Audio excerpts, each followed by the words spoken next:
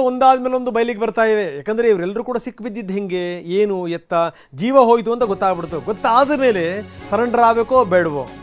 ಆಮೇಲೆ ಈ ರಾತ್ರಿ ಹೇಳಿದ್ರು ಇಲ್ಲ ಇಲ್ಲ ನಾವೆಲ್ಲ ಶರಣಾಗತಿ ಆಗ್ಬಿಡ್ತೀವಿ ನಾವು ಅಂತ. ಆದರೆ ರಾತ್ರಿ ಪೂರ್ತಿ ಅವರಿಗೆ ಆತಂಕ ಕಾಡ್ತು. ಕೊನೆಗೆ ಅವ್ರು ಏನು ಮಾಡಿದ್ರು, ಮೈಸೂರಿಗೆ ಹೋದರು. ಮೊದಲು ದರ್ಶನ್ ಜೊತೆಗೆ 2 ಬಾರಿ ಮಾತುಕತೆ ಮಾಡ್ತಾರೆ. ಅದಾದ್ಮೇಲೆ ಮೈಸೂರಿಗೆ ಹೋಗ್ತಾರೆ. ಮೈಸೂರಿಗೆ ಹೋಗಿ ಮಾತುಕತೆ ಮಾಡ್ತಾರೆ.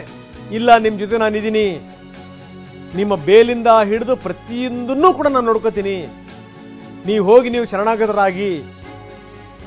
ಆದರೆ ಇವ್ರಿಗೆ ಆ ಧೈರ್ಯ ಇರಲಿಲ್ಲ. ನಮಗೆಲ್ಲ ಆತಂಕ ಆಗ್ತಾ ಇದೆ, ಭಯ ಆಗ್ತಿದೆ ಅಂತ. ಯಾವಾಗ ಇವರು ಉಲ್ಟಾ ಹೊಡಿತಾರೆ ಅಂತ ಗೊತ್ತಾಗ್ಬಿಡ್ತಲ್ಲ, ಅವನು ಸಾಫ್ಟ್ವೇರ್ ಇಂಜಿನಿಯರ್ ಪ್ರದೋಷ್ ಇವ್ರನ್ನೆಲ್ಲರನ್ನೂ ಕೂಡ ಕರ್ಕೊಂಡು ಹೋಗಿ ಬೆಳಗ್ಗೆನೆ ಮೈಸೂರಿಗೆ ಕರ್ಕೊಂಡು ಹೋಗ್ತಾನೆ. ಮೈಸೂರಿನಲ್ಲಿ ದರ್ಶನ್ ಭರವಸೆ ಕೊಟ್ಟಾದ ಮೇಲೆ ಇವ್ರಿಗೊಂದು ಕಾನ್ಫಿಡೆನ್ಸ್ ಬರುತ್ತೆ, ಒಂದು ನಂಬಿಕೆ ಬರುತ್ತೆ, ಆಯಿತು ನಾವು ಸರೆಂಡರ್ ಆಗ್ಬೋದು ಅಂತ. ಹೀಗಾಗಿ 3 ಜನ ಬಂದು ಹೇಳ್ತಾರೆ, ಇಲ್ಲ ಸಾಲ ಸೋಲೋದು ವಿಚಾರಕ್ಕೆ ಸಂಬಂಧಪಟ್ಟಂಗೆ ನಾವೇ ಅವನ್ನ ಹೊಡೆದಾಕ್ಬಿಟ್ವಿ ಅಂತ. ಆಮೇಲೆ ಪೊಲೀಸರು ಇವರಿಗೆ ರಿವಿಟ್ ಎತ್ತಾರೆ. ಅದಾದಮೇಲೆ ಇವರು ಇನ್ನೊಂದು ಜನರ ಹೆಸರು ಹೇಳ್ತಾರೆ, ಅವ್ರನ್ನ ಕರ್ಕೊಂಬರ್ತಾರೆ. ಅವ್ರನ್ನ ಕರ್ಕೊಂಬಂದಾದ ಮೇಲೆ ಇವ್ರ ಹೇಳಿಕೆಗಳಿಗೂ ಅವ್ರ ಹೇಳಿಕೆಗಳಿಗೂ ಬಹಳ ವ್ಯತ್ಯಾಸ ಇರುತ್ತೆ. ಇದಾದ ಮೇಲೆ ಕೊನೆಗೆ ದರ್ಶನ್ ಅವ್ರ ಹೆಸರು ಕೂಡ ಅಲ್ಲಿ ಬಂದುಬಿಡುತ್ತೆ.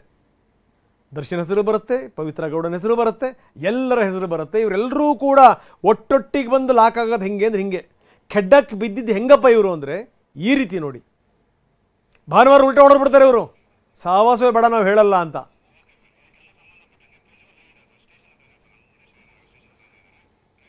ಬನ್ನಿ, ನಮ್ಮ ಪ್ರತಿನಿಧಿ ಪ್ರಜ್ವಲ್ ಈಗ ನಮ್ಮೊಂದಿಗೆ ನೇರ ಸಂಪರ್ಕದಲ್ಲಿದ್ದಾರೆ. ಇದೆಲ್ಲದರ ಬಗ್ಗೆ ಹೆಚ್ಚಿನ ಮಾಹಿತಿನ ಪಡೆಯೋಣ. ಅನ್ನಪೂರ್ಣೇಶ್ವರಿ ನಗರದ ಸ್ಟೇಷನ್ ಮುಂಭಾಗದಲ್ಲಿದ್ದಾರೆ ನಮ್ಮ ಪ್ರತಿನಿಧಿ ಪ್ರಜ್ವಲ್. ನಾವು ಮಾತಾಡ್ತಾ ಇದ್ವಿ ಹಲವಾರು ಸಂಗತಿಗಳನ್ನು. ಅಂದರೆ ಎಲ್ಲೋ ಒಂದು ಕಡೆಗೆ ಒಂದು ಮಾತುಕತೆ ಆಗಿರುತ್ತೆ, ನೀವು ಒಪ್ಕೊಳ್ಳಿ ಅಂತ, ನಾವು ಹೋಗಿ ಸರೆಂಡರ್ ಆಗ್ತೀವಿ ಅಂತ ಇವರು ಕೂಡ ಹೇಳಿರ್ತಾರೆ. ಆದರೆ ನಿಮಗೆ ಗೊತ್ತಿದೆ, ಕಳ್ಳನ ಮನಸ್ಸು ಹುಳ್ಳುಳಗೆ ಅಂತ. ತಪ್ಪು ಮಾಡಿದವನಿಗೆ ಎಲ್ಲೋ ಒಂದು ಕಡೆಗೆ ಒದ್ದಾಡ್ತಾನೇ ಇರ್ತಾರೆ ಅವರು. ಅವ್ರಿಗನ್ಸುತ್ತೆ ನಾವು ಸಿಕ್ಕಾಕೊಂಡ್ಬಿಡ್ತೀವಿ ಅಂತ. ಯಾವ ನಂಬಿಕೆ ಇಟ್ಕೊಂಡು ಹೋಗೋದು, ನಾಳೆ ಏನಾದರೂ ಎಡವಟ್ಟಾಗ್ಬಿಟ್ರೆ ಗತಿ ಏನು? ಕೊನೆಗೆ ಅವರು ರಾತ್ರಿ ಎಲ್ಲ ಒದ್ದಾಡ್ತಾರೆ. 3 ಬಾರಿ ದರ್ಶನ ಕರೆ ಮಾಡ್ತಾರೆ, ಬೆಳಗ್ಗೆ ಹೋಗಿ ಭೇಟಿ ಮಾಡ್ತಾರೆ. ಅದಾದ ಮೇಲೆ ಬಂದು ಇವರು ಸರೆಂಡರ್ ಆಗ್ತಾರೆ.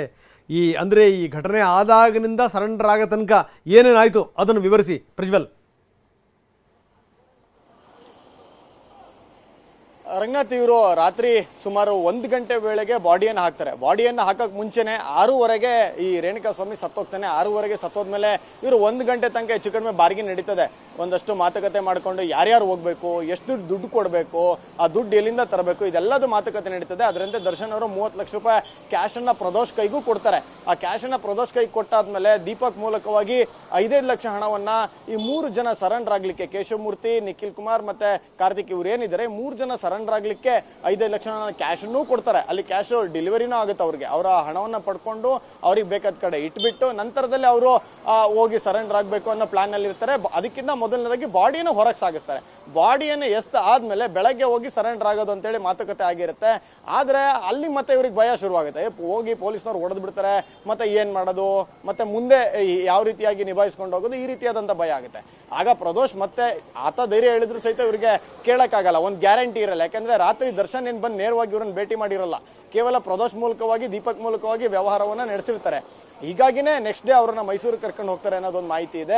ಅಲ್ಲಿ ಮೈಸೂರು ಕರ್ಕೊಂಡು ಹೋಗಿ ಅವ್ರನ್ನ ಭೇಟಿ ಮಾಡಿಸಿ ಅಲ್ಲಿ ದರ್ಶನ್ ಅವರು ಧೈರ್ಯವನ್ನು ತುಂಬ್ತಾರೆ. ನಾನಿದ್ದೀನಿ, ನಾನು ಖರ್ಚು ವೆಚ್ಚ ನೋಡ್ಕೊಳ್ತೀನಿ. ಇಷ್ಟೇ ಮಾತ್ರ ಅಲ್ಲ, ಮುಂದೆ ಏನೇನು ಬರುತ್ತೆ ಅದನ್ನು ಕೂಡ ನಾನು ನೋಡ್ಕೊಳ್ತೀನಿ, ನೀವು ಇವಾಗ ನೆನ್ನೆ ಹೇಳಿದಂಥ ಮಾತನಂತೆ ನಡ್ಕೊಳ್ಳಿ ಅನ್ನೋ ರೀತಿಯಲ್ಲಿ ಹೇಳಿದ್ರು. ಅದಾದ್ಮೇಲೆ ಇವರು ಸರೆಂಡರ್ ಆಗುವಂತ ಪ್ರೋಸೆಸ್ಗೆ ಹೋದ್ರು ಅಂತೇಳಿ. ಈಗ ಇದೆಲ್ಲದೂ ಸಹಿತ ಸಾಕ್ಷಿ ಆಧಾರಗಳಿದಾವೆ. ಇದನ್ನ ಪೊಲೀಸರ ಮುಂದೆ ಅವರೆಲ್ಲರೂ ಕೂಡ ಸ್ಟೇಟ್ಮೆಂಟ್ ಕೊಟ್ಟಿದ್ದಾರೆ. ಆದ್ರೆ ಪೊಲೀಸರ ಮುಂದೆ ನೀಡುವಂತ CRPC 161 ಅಡಿಯಲ್ಲಿ ನೀಡುವಂತ ಸ್ಟೇಟ್ಮೆಂಟ್ಸ್ಗಳು ಏನಿದಾವೆ ಇವು ನ್ಯಾಯಾಲಯದಲ್ಲಿ ಇಂಡಿಯನ್ ಎವಿಡೆನ್ಸ್ ಆಕ್ಟ್ ಪ್ರಕಾರ ಇರೋದಿಲ್ಲ. ಅಂದ್ರೆ ಅಲ್ಲಿ ಕೆಲಸಕ್ಕೆ ಬರೋದಿಲ್ಲ. ಪೊಲೀಸರ ಮುಂದೆ ಕೊಟ್ಟಂತ ಸ್ಟೇಟ್ಮೆಂಟ್ ಅನ್ನ ಅವರು ನ್ಯಾಯಾಲಯದಲ್ಲಿ ಬಂದು ಪೊಲೀಸರು ಹೊಡೆದು ಬಡ್ದು ನಮ್ಮ ಹತ್ರ ಈ ಸ್ಟೇಟ್ಮೆಂಟ್ ಎಲ್ಲ ಬರ್ಸ್ಕೊಂಡ್ರು ಅಂತೇಳಿ ಹೇಳ್ಬೋದು. ಹೀಗಾಗಿ ಪೊಲೀಸರು ಏನ್ ಮಾಡ್ತಾರೆ, ಈ ಆರೋಪಿಗಳನ್ನ ಖುದ್ದು ನ್ಯಾಯಾಧೀಶರ ಮುಂದೆ ಹಾಜರುಪಡಿಸಿ CRPC 164 ಅಡಿಯಲ್ಲಿ ನ್ಯಾಯಾಧೀಶರ ಮುಂದೆ ಹೇಳಿಕೆಯನ್ನು ದಾಖಲು ಮಾಡಿಸ್ತಾರೆ. ಅಂದ್ರೆ ಸ್ವಇಚ್ಛೆಯಿಂದ ಆರೋಪಿತ ಆಗ್ಬೋದು ಅಥವಾ ಯಾವುದೇ ಪ್ರಕರಣದಲ್ಲಿ ವಿಕ್ಟಿಮ್ ಆಗ್ಬೋದು, ಅವರು ಅಥವಾ ಸಾಕ್ಷಿಗಳಾಗ್ಬೋದು, ಇವರುಗಳು ನ್ಯಾಯಾಧೀಶರ ಮುಂದೆ ಸ್ವಇಚ್ಛೆಯಿಂದ ಹೇಳಿಕೆಯನ್ನ ಕೊಡುವಂತದ್ದು. ಈ ಹೇಳಿಕೆಯನ್ನ ಕೊಟ್ಟರೆ ಮುಂದಿನ ದಿನಗಳಲ್ಲಿ ಇದು ಬದಲಾವಣೆ ಮಾಡಕ್ಕಾಗಲ್ಲ. ಪ್ರಕರಣದಲ್ಲಿ ತುಂಬಾ ಲೈವ್ ಎವಿಡೆನ್ಸ್ ಆಗಿ, ಲೈವ್ ವಿಟ್ನೆಸ್ ಆಗಿ ಇದು ಉಳ್ಕೊಳ್ತದೆ. ಇದು ಕಷ್ಟ ಆಗ್ತದೆ. ಓಕೆ, ಧನ್ಯವಾದ ಅದೆಲ್ಲ ಮಾಹಿತಿಗೆ.